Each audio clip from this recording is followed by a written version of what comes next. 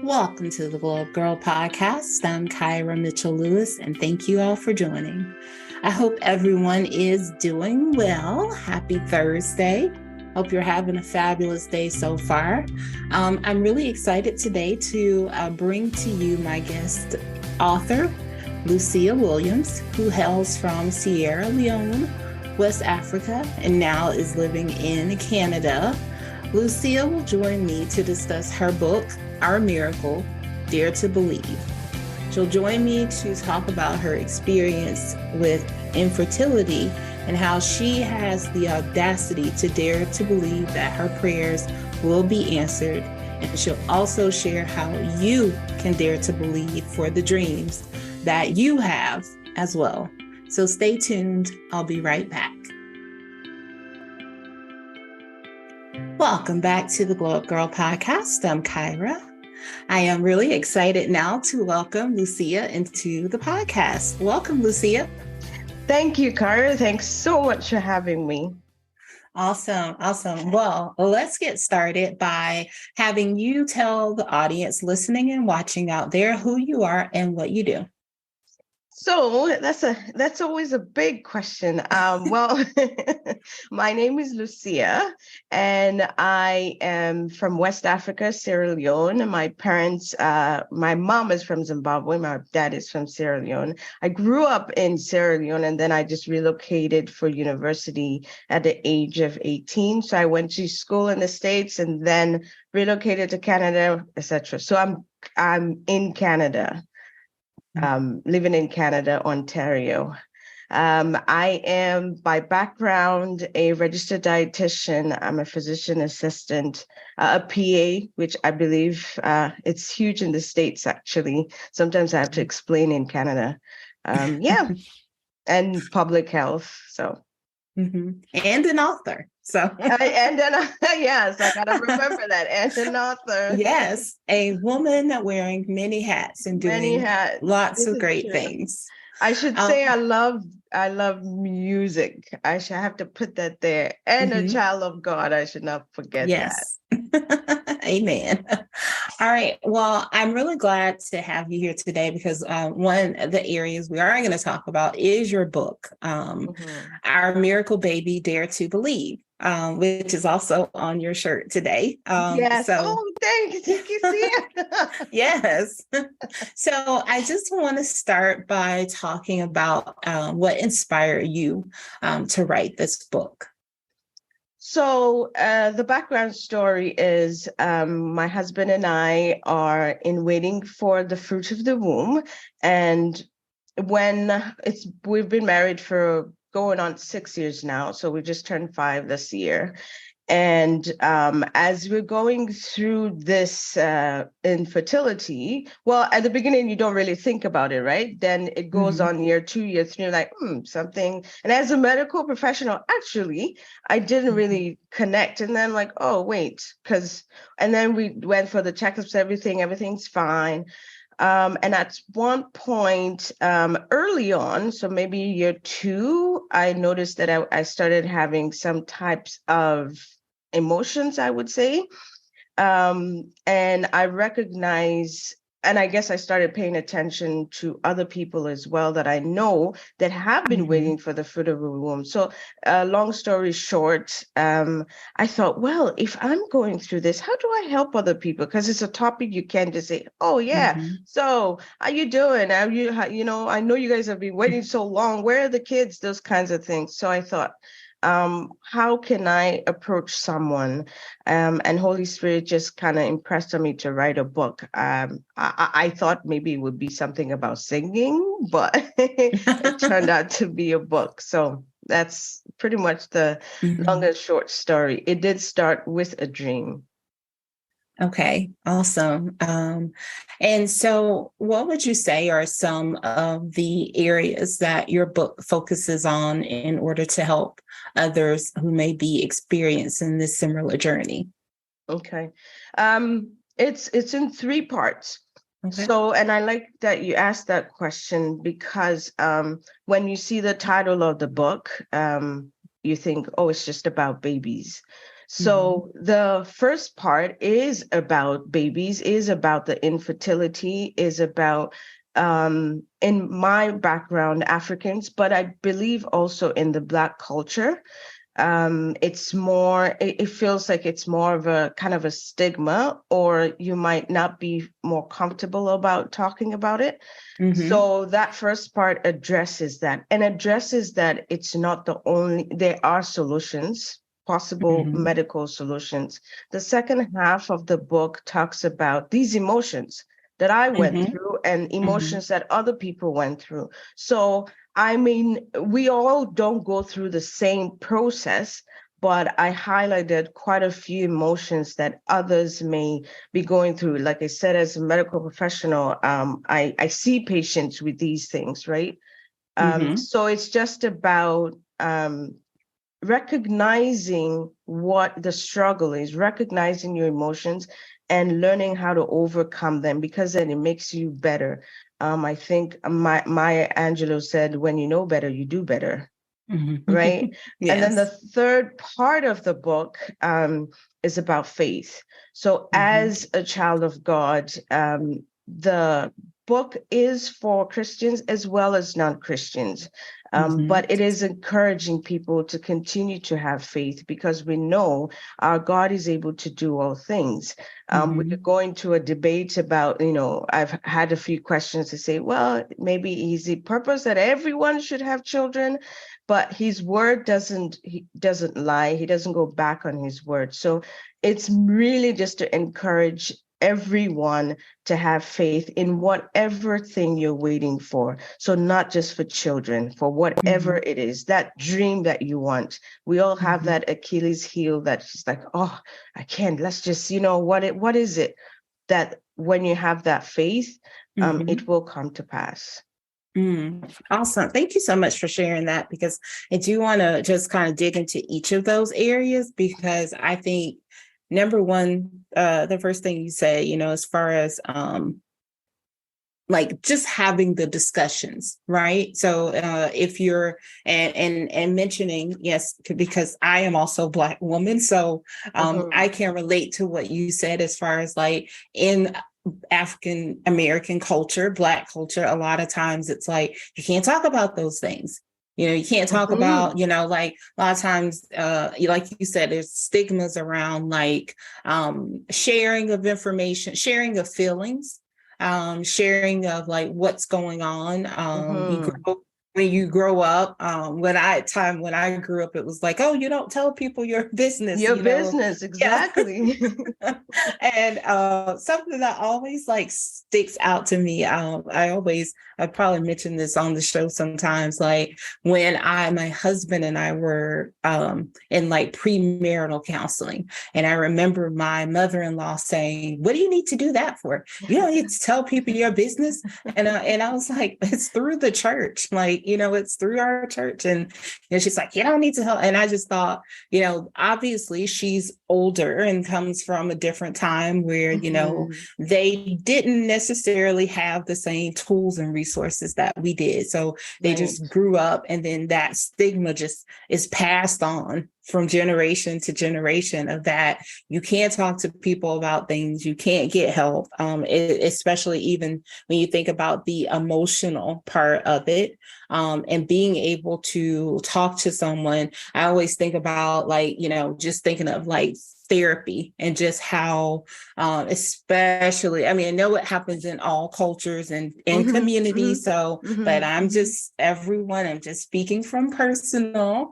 But I remember when I first started going to therapy, like just like having to kind of walk my parents through, like it doesn't have anything to do with you. Like, I mean, you were good parents. You used the tools and resources that you had, but I just need outlet to talk about my feelings and things, and just, sort of deal with some things. But I think it is very hard for people to like accept that, because the third part of that, right, is being a Christian and growing up in a Christian family. A lot of times it's like, oh, why can't you just pray? And Right, like, right. why can't you just pray and wait on God? Why do you need to do these other things too? So I think that is a very interesting like dynamic. And I love that you cover all three of those areas, as well as to mention to people that it is about a dream. It is about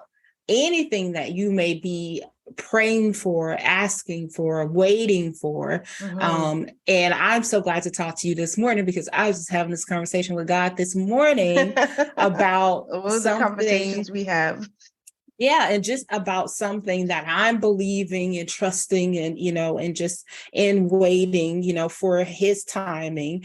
And I just think, he puts people in our past to just say, I heard you. See, when you were talking then, I was saying, thank you, Lord.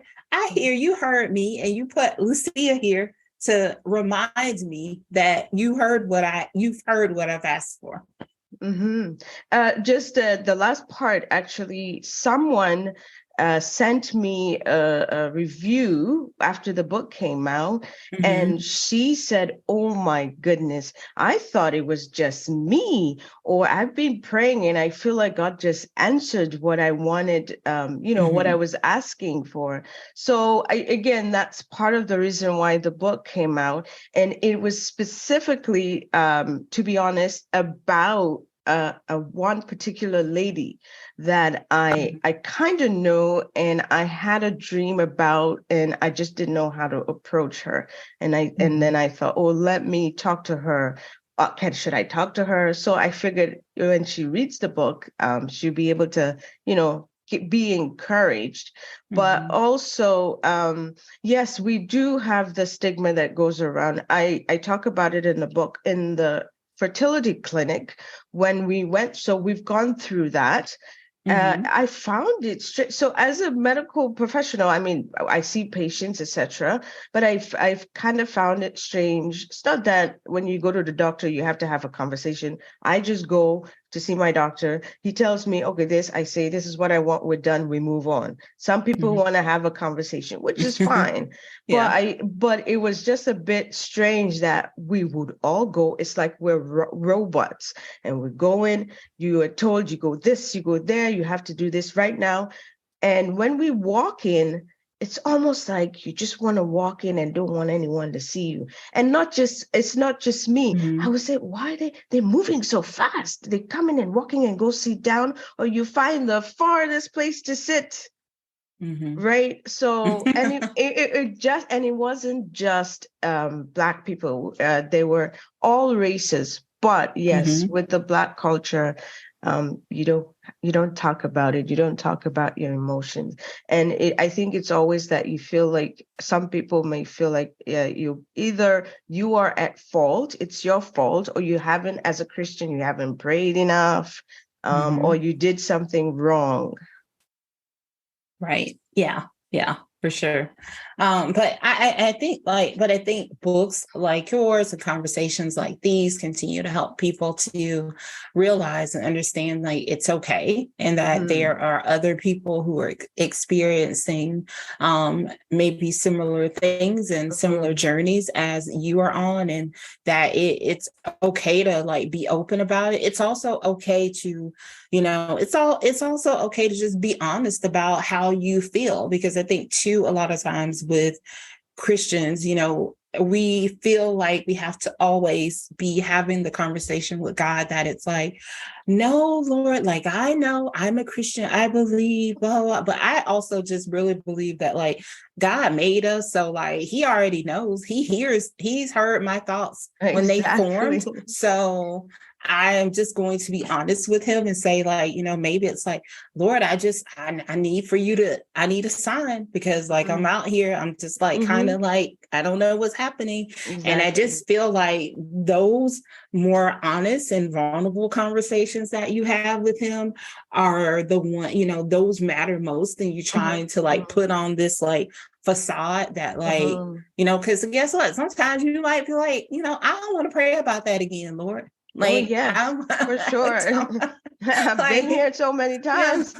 yeah. Like I don't want to pray. I just don't. I just like I'm tapped out on prayer on this one, and I just have to fully like release it to Mhm. him and give it and turn it over. And I just think like, being able to have and be more honest about those things versus feeling like you have to like be this like prim, proper, like, yes, I'm like you said, almost like a robot where you're just going through the motions and doing these things. I think like this matters. This book Mhm. matters, this conversation, all these things matter to help people that may be experiencing a similar thing. I think it's we forget our humanity, Mm-hmm. just because, well, regardless of being Christian or not Christian, I think society, we have to do, when you're interviewing for a job, you have to do certain things. Otherwise, Mm-hmm. it doesn't seem like you've done something good or perfect. Mm-hmm. We have that perfectionism. And to be honest, I think when I was writing this, I also had some growth. So it wasn't just to write Mm-hmm. it and to give it to others, to encourage others, but I was encouraged and I grew through it Mm-hmm. because we that vulnerability, we sometimes don't have that ability to be vulnerable or feel that we can't be vulnerable, which is that Mm-hmm. humanity of things, right? That Right. we are Yeah. humans. We are not perfect. We'll never be perfect. And he Mm-hmm. already knows all things. So why walk around? I call it being holy and sanctified. You have the church Yeah. hat on and and all of that. And not to say people walk around faking it. I think it's just not knowing how to be vulnerable. Mm-hmm. Mm-hmm. And again, you might not know, someone might, they don't feel safe, so it's finding that safe Right. place, Yes. right? Yep. Yep. So for me, I grew through it, because personality wise, I'm not a robot, but I'm one of those who I'm analytical. So I'm Uh-huh. more of an analytical person. So I Mm-hmm. have the emotions, but I'm like, okay, yeah, what it is, let's just problem solve. So I'm a problem solver. Yes. It's there, Yes. let's solve it. There's no point in crying about it or doing, or worrying too much about it. Right. Right. So, but then I got to that place where it's like, okay, Lucia, yeah, I know you could solve the problem, but maybe try to solve the problem. But you're still having these emotions and you have to deal with it. And I did deal with it. I dealt with them. And I think I'm a better person today, even to Mm-hmm. others, because I Mm-hmm. think I'm more open and more vulnerable to others without having that, I don't know, protection Mm-hmm. Mm-hmm. over myself. So I learned through it as well. Yeah, awesome. I think that's definitely a thing you want to do is be growing. But I think there's also too about this piece of, like you said, the humanity side. It's just the grace.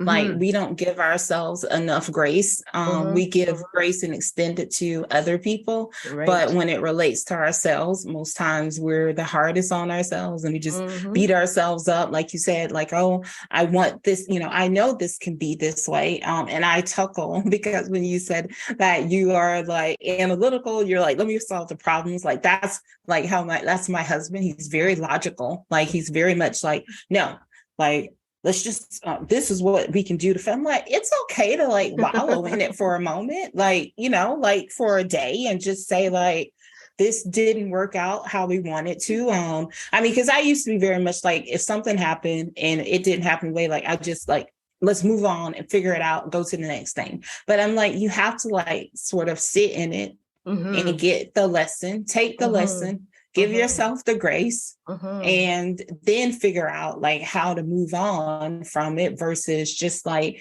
you said, because you'll just be leaving behind these like moments of like, you never like actually talk about the Right, feelings. You never right. talk about the feelings because you just said like, oh, yep, that didn't happen. So got to go on to the next thing. Got to figure out how to pivot, turn Mm-hmm, it around. And mm-hmm, and I think when you said like, I think when you said like the fake it, kind of like the fake facade, I was like, yeah, this is like, a culture of like fake it till you make it. So, Right. people are always in that mode of like self-preservation to like not let somebody see the faults or the bad things. It's just Exactly. like let's keep it moving forward. So Exactly. That's true. awesome. So what would you say, Lucia, to anyone listening, watching, or who may read your book just about infertility, and maybe if you are comfortable sharing like where you are now in your journey? Okay, so infertility, I took time to explain it in the book because we assume that everyone knows what it is, Mm-hmm. especially in my culture or background. Essentially, there's a primary and secondary. So you are trying to conceive, you've never ever conceived. And the secondary is you have conceived, and then now you're trying again, but having a hard time having babies or conceiving. And there's so many causes of infertility, so many. Some of them they are minor. Which is Mm-hmm. what I talk about. So if you don't talk about it or approach it, then you never know, right? And you go through Mm-hmm. years. So as a Christian, you go through years praying fire and all you need is just a tweak of maybe your thyroid is off. Mm-hmm. And it can be addressed, and then you're able to conceive. So Mm-hmm. the infertility, there's so many causes of it. Diet affects it, nutrition, your weight.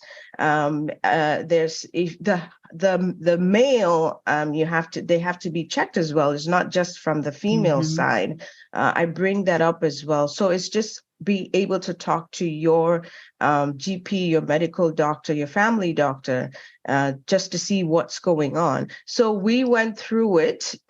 We did tests. It's good to have the tests for both the man and the woman. And our test came back normal. So this is where the faith part came in. All of our tests came back normal. We've done procedures. So they start one just doing the natural ovulation calculation. And then if that doesn't happen, you move on to the next stage and to the next stage. Some people, it's the womb that can't carry the child. Some they can't. They can't implant the egg.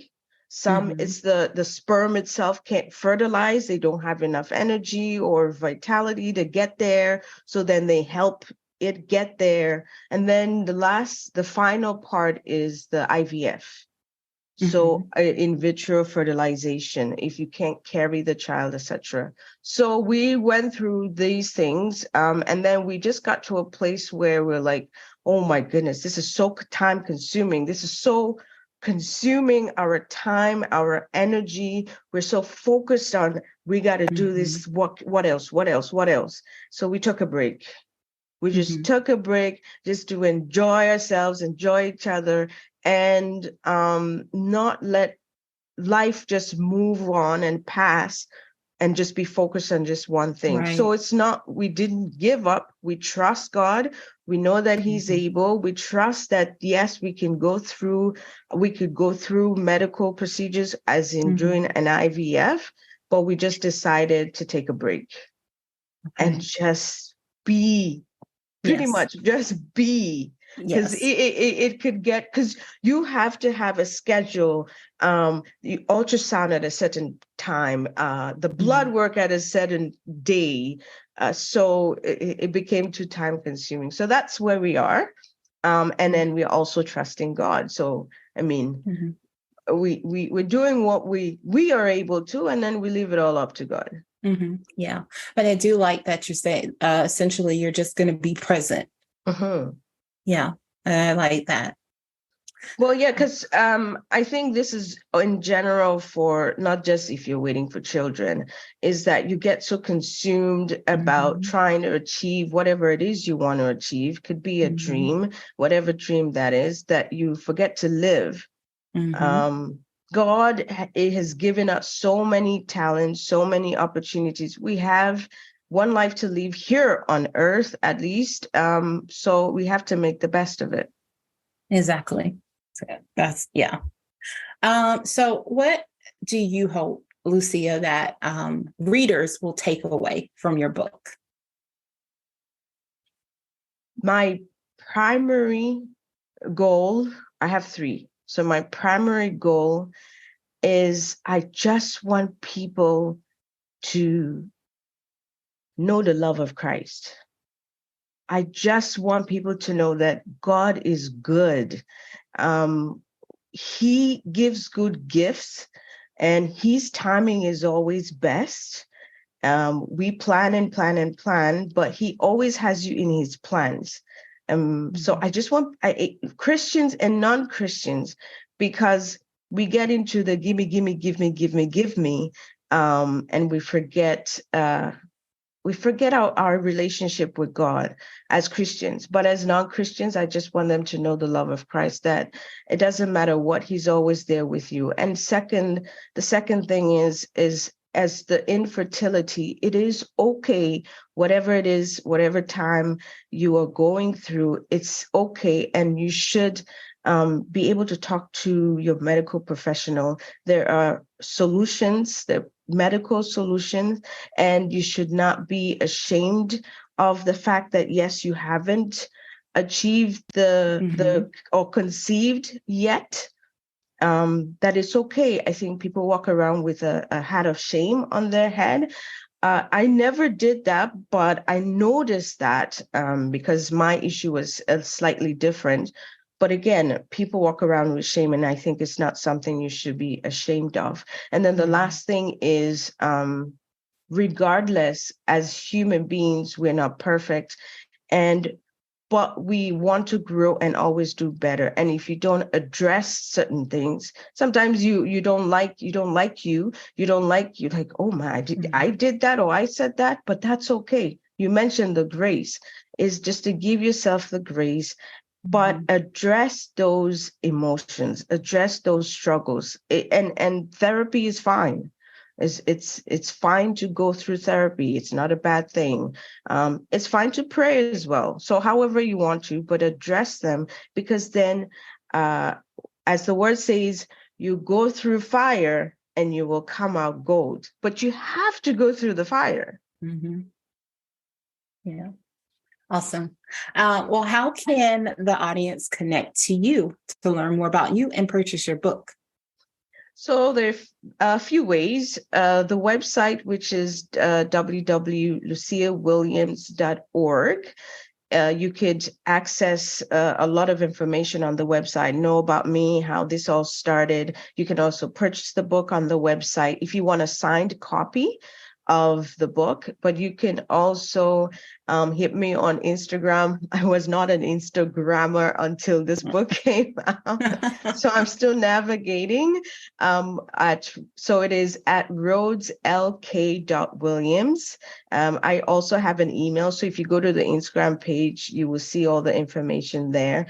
Email, Instagram, I'm open to sharing. I'm now open to sharing. This is one of the things I think I grew in. So in terms of getting the book, Amazon, any Amazon, you can get it on Amazon Kindle for ebooks, iBook. You can also get it from the iBook, and Barnes and Noble for those in the States.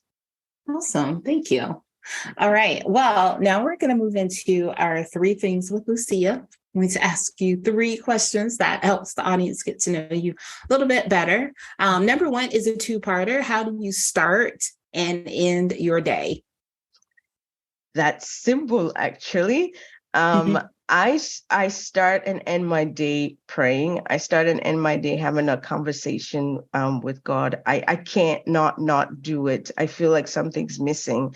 But that goes in conjunction with music. I start and end with music. My drive to work is long, so I drive over an hour. So I'm always bumping to music going. And when I come home by bedtime, there's always a song in my head. Like I said, I love music. Awesome. All right. Number 2, if you are a goal or intention setter, what is one thing you've set for yourself this year? Wow, you should see my list.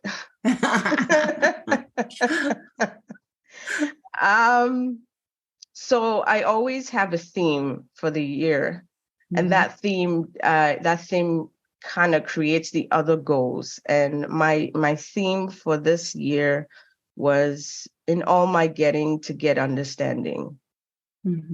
So that is, whether it's work related, whether it's my relationship with God, it allows me to also just be present, because I do a lot of things. I actually also do podcasts. I have a business. I love activities. So biking, all of those things. But sometimes you get just in doing and not in being. So my goal is pretty much to be present. Awesome. And last, how do you spend a day off? I'm learning to relax. So in my view, doing all these things was relaxation. So I actually decided this year that I'm working too much. So I now have a 4-day work week. Oh, nice. So my day off, I do, a lot of things, but the one I was excited about is going for long bike rides. Okay. So awesome. I love long bike rides. Awesome. Love that. Love that. All right. So thank you so much for answering those. So in our last section here, you actually have already given us some really good takeaways today.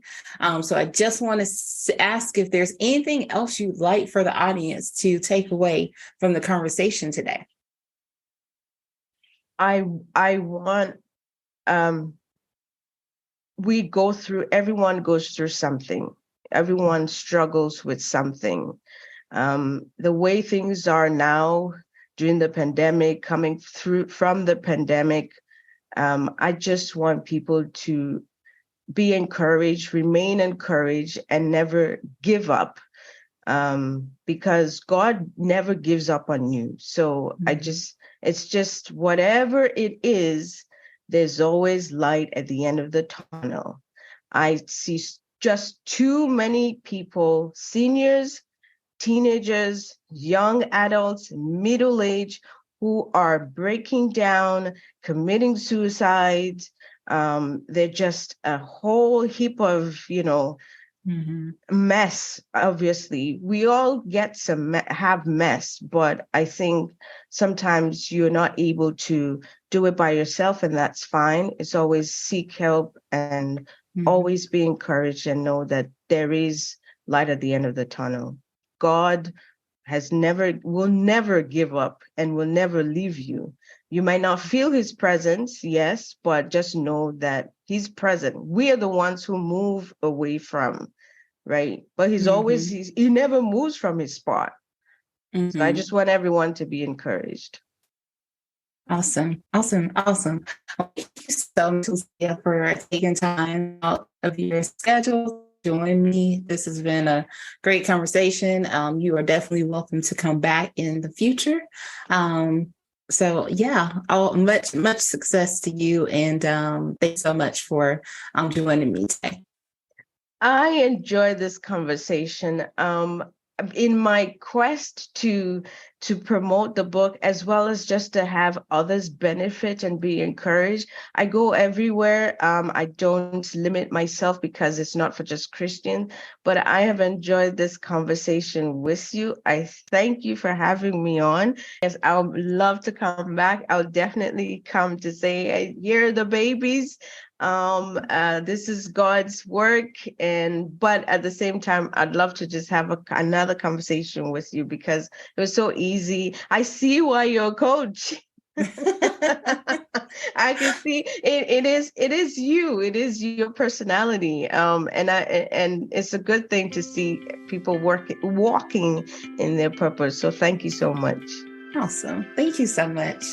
Well, stay tuned, everyone. I'll be right back. Welcome back to the Glow Up Girl podcast. I'm Kyra. Thanks again to Lucia for joining the show today. If you want to learn more about her or her book, You can check out the links in the show notes. If you'd like to learn more about Glow Up Gyrl, visit us at glowupgirl.com. There you can check out past podcast episodes. You can sign up to be a guest on the show, grab our social links, and so much more.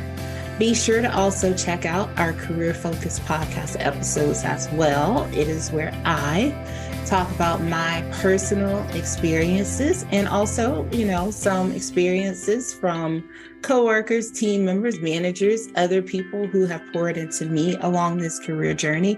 I share a lot of that information and tips and things that can help you as you journey through your career. So also, if you're listening on a platform where you can leave a review, please feel free to do so. If you have any ideas, any guest topics that you'd like me to cover on the show, feel free to drop me an email at hello@glowupgirl.com. So thank you all so much for your continued support and for joining me today. And until next time, stay focused, fab, and glow up. Take care, everyone.